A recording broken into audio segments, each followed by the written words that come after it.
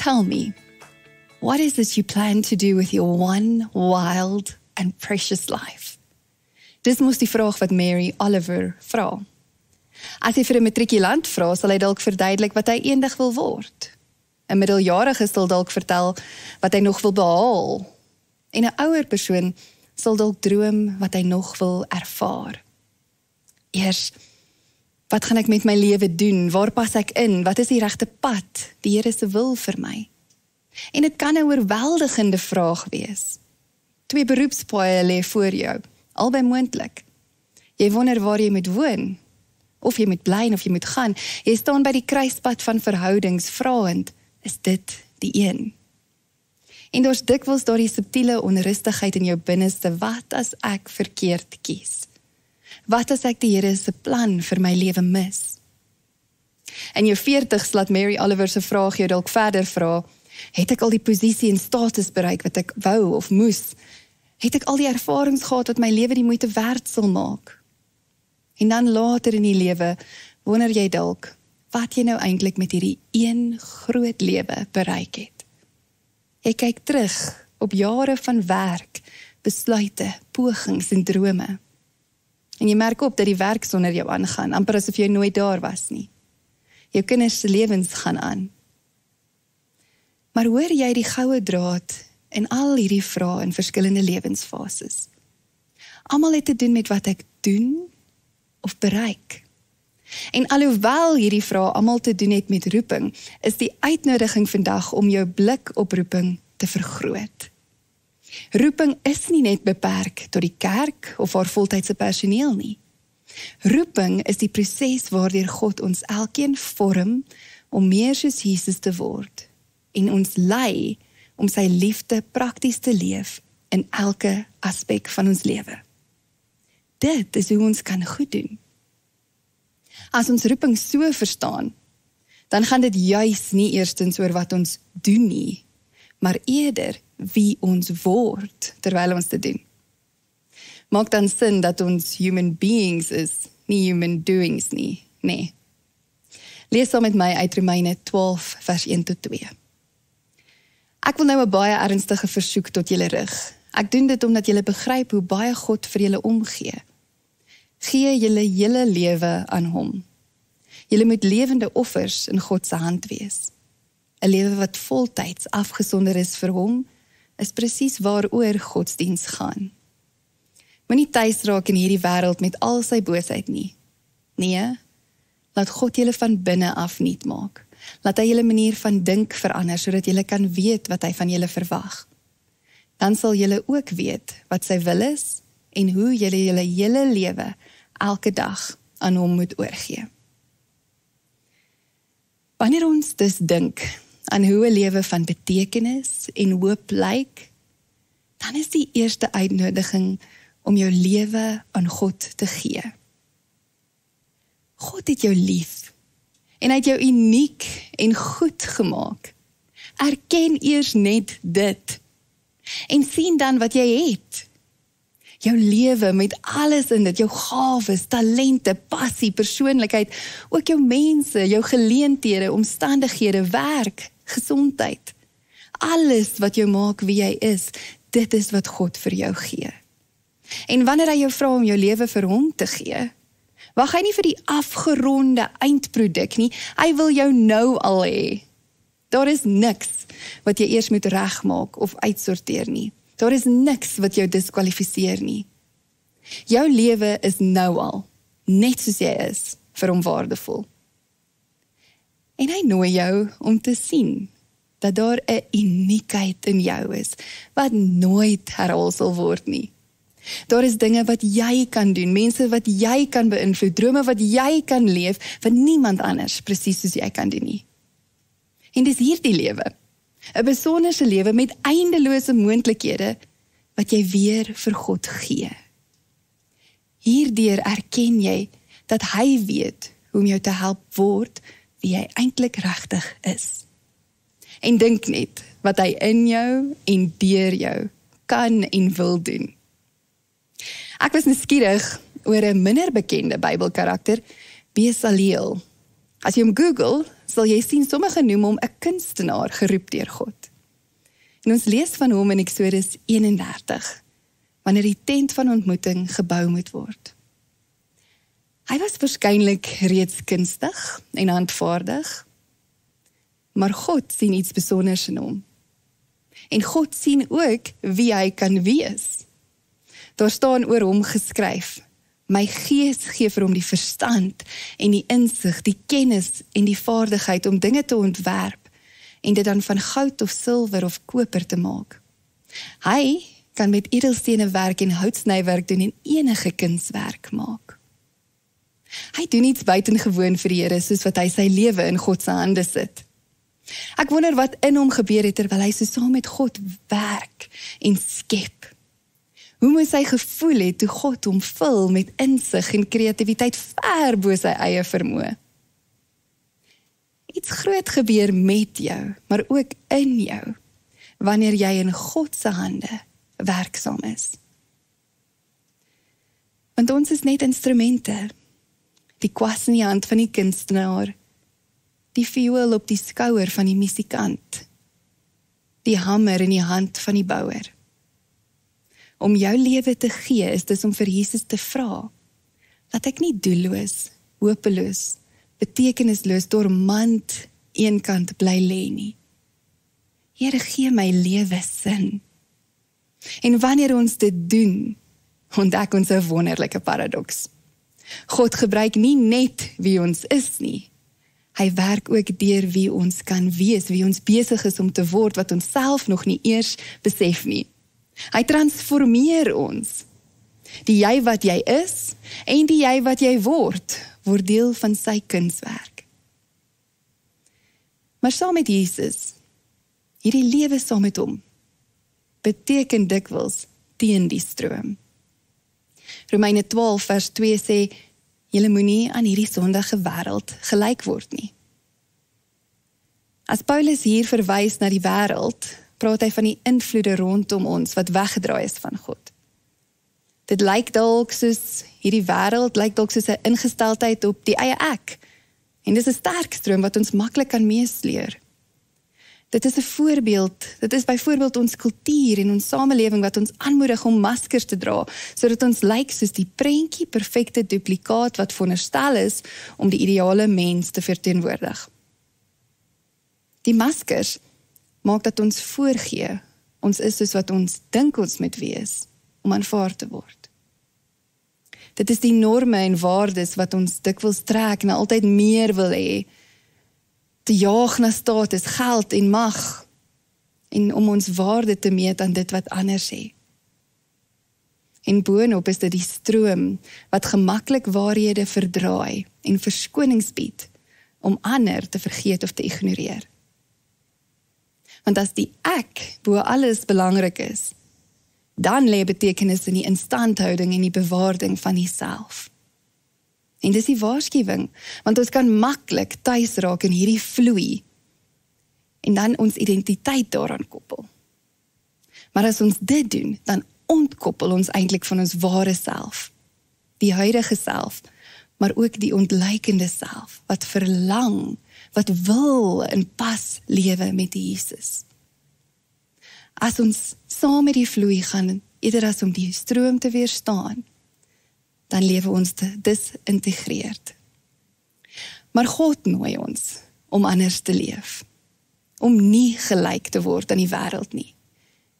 Dit beteken nie dat ons die wêreld begin ignoreer nie. Dit beteken net dat ons nie daardeur gedefinieer word nie.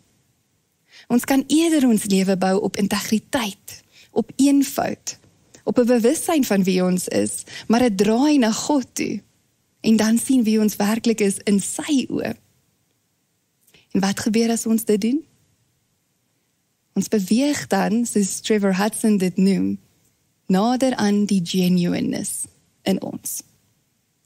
Ons begin werklik leef, soos God ons geskep het om te leef, om sy naam te verheerlik. En hierin vind ons vryheid om ook dit wat hy in ons doen, uit te leef en dis goed te doen in die wêreld om ons. En omdat ons elkeen so uniek is, Moet ons elke dag saam met hom onderskei hoe dit vir ons elkeen kan lyk. So onderskei dus saam met hom. Ek wonder, waar het jy al gevoel dat jy nie seker is hoe God se wil, sy roeping in jou lewe lyk nie? Was daar dalk 'n situasie of 'n seisoen wat jy baie spesifiek saam met hom moes onderskei? Ek het 'n hele ruk terug so 'n tydperk deurgegaan. En dit kan moeilik wees. Maar dit lei ook na groot vryheid en tevredenheid. Ook dankbaarheid in 'n sin van veiligheid. Want saam met hom in verhouding kan ons hoor hoe sy hart klop. En dan hoe sy hart in ons alledaagse lewens lyk. Dan kan ons besluite neem wat ons lei om meer te word soos hy wil hê ons moet word. En partykeer beteken dit dat ons bloot kan kies, want albei opsies kan lei tot hierdie meer soos Jesus word roeping. Soos wat ons daagliks onderskei, is deel van hierdie kyk saam met Jesus, om te kyk na ons hele lewe, eerder as net so 'n kompartement, so 'n stukkie daarvan. En ons gebruik dikwels as gemeente die prentjie van Dallas Willard se sirkels, wat die dimensies van ons lewe voorstel. So eerste daar in die middel job, jou beroep. Daardie sirkel in die middel, dis wat jy doen om 'n salaris te verdien. En dan ministry, jou bediening. Dit is daardie plekke en geleenthede waar jy jou gawes en jou talente en jou passies kan uitleef. Soms, veral wanneer jy nie jou bediening by jou beroep kan uitleef nie, is daar ander spasies waar jy dien en sodoende jou bediening uitleef. Dit kan by die kerk wees, maar is ook nie beperk tot die kerk nie. Dan die volgende sirkel, work. Hier word verwys na die werk wat jy doen deur al jou lewensrolle. As man of vrou, as ouer, as vriend of vriendin, as kollega, as ouma, oupa. En dan die heel buitenste sirkel, life. Ons lewe. Daardie dele van jou wat jou jy maak. Hier gee dit oor wat jou lewe gee, wat jou vorm, jou drome, jou stokperdjies, jou selfversorging, jou groei. Maar as jy nou aan al hierdie dimensies van jou lewe dink, kan mens besef dat ons soms paniekerig of teleurgesteld word as ons beroepe byvoorbeeld nie vir ons daardie lewenstevredenheid gee nie. Dit wat jy doen om jou salaris te verdien is dalk nie juist wat jy wil doen nie. Jy wonder dalk of jy enigstens hierdeur bydra tot die samelewing. Of jy voel jy kom nooit by jou bediening uit nie. Jy leef nie jou gawes uit nie. Jou passie vir 'n saak of 'n sekere projek lê dormant en dit pla jou. Of miskien is dat jy voel dat die rolle wat jy speel raak oppervlakkig. Of jy kom nooit by jouself uit nie. En enige van hierdie uitdagings kan jou laat leeg voel. Maar dit hoef nie so te wees nie. Wanneer ons onderskei hoe 'n lewe van hoop en betekenis lyk, dan praat ons nie net met die Here oor een van hierdie dimensies van ons lewe nie. Ons praat met hom oor ons hele lewe. Ons vra vir hom, Here, hoe vind ek betekenis in my beroep? Dalk leef daar meer in jou hart as dit wat jy doen in jou beroep, maar jy besef dat die Here deur hierdie beroep vir jou help om vir jou gesin te voorsien.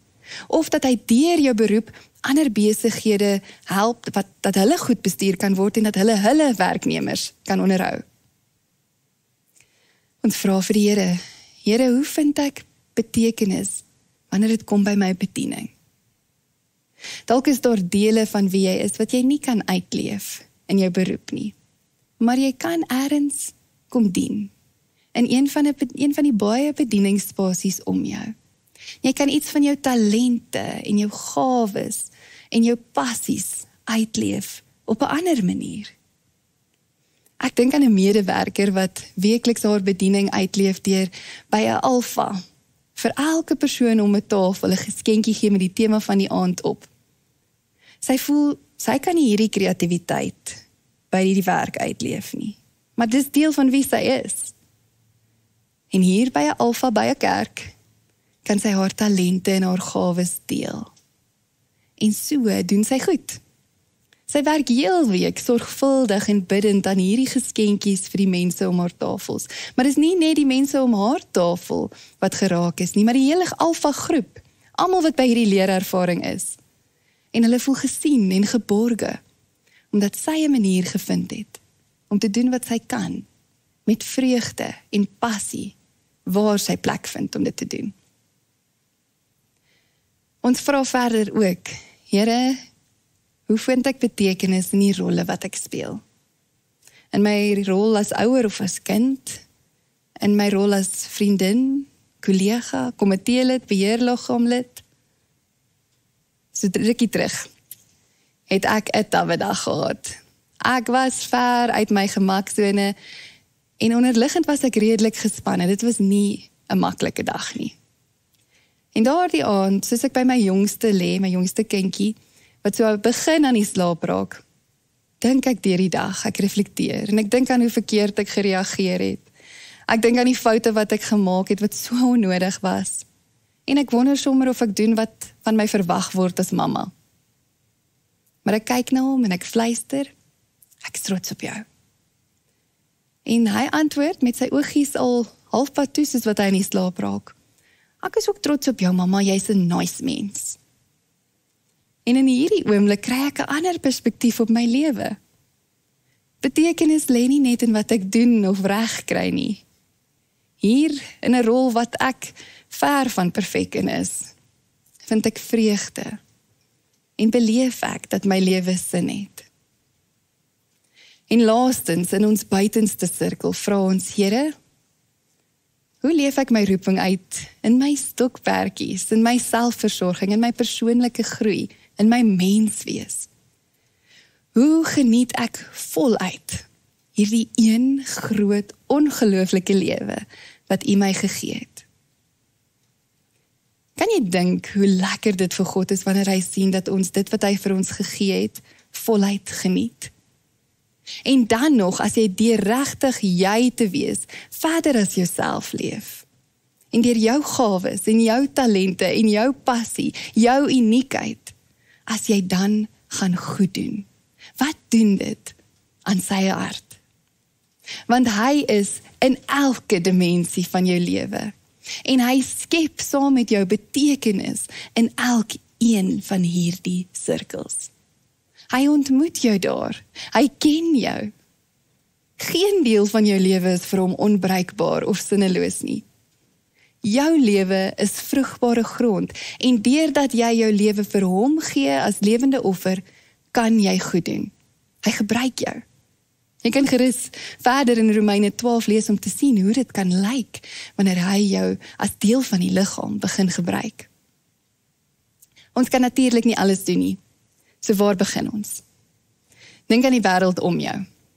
Mense, geleenthede, uitdagings, die wêreld se behoeftes. God se hart is dikwels sigbaar in dit wat om ons aangaan. Wat dink jy voel hy daaroor? Wat sien hy raak wat ander, ons, dalk miskyk? Wat roer sy hart? En dan wat raak jou hart? Soms kan jy jou passie raak voel en leer ken, soos jy 'n heilige woede oor iets beleef wat nie is soos wat dit behoort te wees nie. Dit is nie reg nie en dit ontstel jou. Jy voel naderhand so sterk daaroor dat jy elke keer as jy daaraan dink of daarmee in aanraking kom, 'n energie in jou voel. Ek dink byvoorbeeld aan Karin wat in die video-insetsel gepraat het oor hoe haar passie vir kinders wat op die straat bly, hoe dit bly ontwikkel het, soos sy met hulle in aanraking gekom het, en hoe dit gelei het tot 'n bediening en eintlik toe 'n leefstyl. Maar dink dan ook aan die wêreld in jou emosies, denke, intuïsies, verbeelding, drome, begeertes, passie, die diepste neiging in jou hart. Dit wys vir jou wat jy vir jou lewe gee en wat lewe neem. En God werk in ons binneste, deur ons binneste, soos in Romeine 2 vers 2 staan. Laat God julle van binne af nuut maak. Laat hy julle manier van dink verander, sodat julle kan weet wat hy van julle verwag. Dan sal julle ook weet wat sy wil is, en hoe julle hele lewe elke dag aan hom moet oorgee. Hy transformeer ons van binne af. En wanneer ons dan die wêreld om ons en die wêreld in ons saam in gesprek met Jesus bring, Wanneer ons so begin onderskei en begin oorweeg watter volgende tree ons nader laat beweeg aan word soos hy is, dan begin ons lewe sin maak. Die Heilige Gees lei jou na 'n plek waar jou diepste vreugde die wêreld se grootste honger te ontmoet. Nie bloot deur een groot gebaar nie, maar deur elke dag se lewe van oorgawe en onderskeiding. Ons leer om saam met hom te beweeg, bewus van wie ons is en bewus van hoe God ons op elke paadjie ontmoet. Dalk wil jy hierdie week daagliks vir 'n paar minute in stilte sit en dan hieroor reflekteer. Wat kan ek vandag kies wat my sal help word wie God my gemaak het om te wees? Nooi Jesus in jou gesprek in. Dink jou in hoe hy reageer as jy vir hom die vraag vra. En bly 'n rukkie hier in die rustigheid van sy teenwoordigheid. Kom ons bid saam. Here, baie dankie dat U vir ons lewe sin gee en dat U ons gebruik, dat U betekenis in ons lewens inweef, soos wat ons getransformeer word om meer soos U te word. Here, gebruik ons. Help ons en leer ons om ons lewens elke dag aan U oor te gee en om saam met U te onderskei wat die volgende tree is wat ons saam met U kan neem. Heilige Gees, kom lei ons en dankie vir die hoop wat daar is in 'n lewe saam met U. Amen. Ontvang die seën van die Here. Die liefde van God ons Vader, die vriendskap en genade van Jesus Christus, sy Seun, en die krag en die teenwoordigheid van die Heilige Gees, bly by ons elkeen. Amen.